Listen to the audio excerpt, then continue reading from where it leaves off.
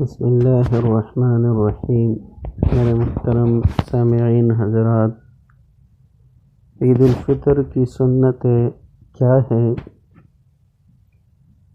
تو میرے محترم سامعین، عید الفطر کے دن عیدگاہ جانے سے قبل میٹھی چیز کھانا بہتر ہے۔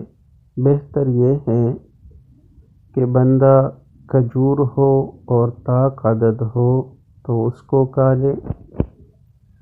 دوسری سنت، عیدگاہ جانے سے قبل غسل کر لے، مسواک کر لے، خوشبو لگائے اور وہ لباس پہن لے جو پاک صاف ہو،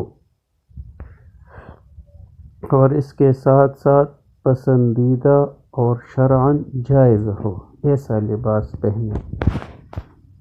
تیسری سنت، اگر صدقہ فطر اس پر واجب ہو تو عیدگاہ جانے سے پہلے اس کو ادا کر لے۔ اگر ممکن ہو تو بقدر طاقت کچھ صدقہ بھی کر لے۔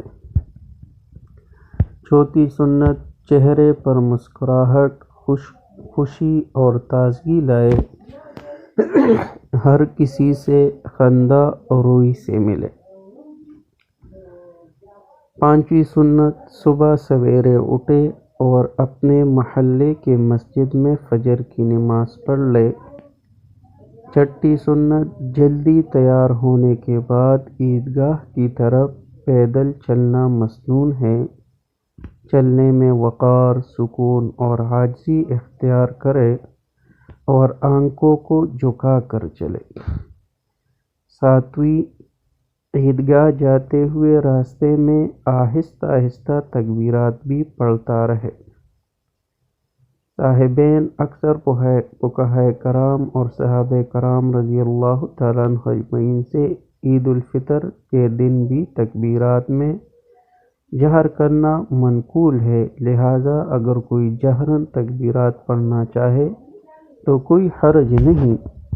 اگرچہ علامہ حصکفی اور علامہ شامی رحمہ اللہ نے بعض فقہائے کرام کے حوالے سے جہر کرنے کو ناپسند قرار دیا ہے۔ آٹھویں سنت، عیدگاہ پہنچنے کے بعد تکبیرات نہ پڑھنا تاکہ امام کی وعظ و نصیحت اور خطبہ اچھی طرح سنا جا سکے۔ نویں سنت، جس راستے سے عیدگاہ گیا ہوا ہو بندہ تو اس راستے سے دوسرے راستے پر واپسی کرے۔ اور 10ویں، عید کے دن چاندنی کی انگوٹھی پہننا، ایک دوسرے کو عید مبارک یا کسی دوسرے دعا کے ذریعے مبارکباد دینا بھی جائز ہے۔ عید الفطر کے خطبے میں صدقہ فطر کے احکام کا تذکرہ کرنا سنت ہے۔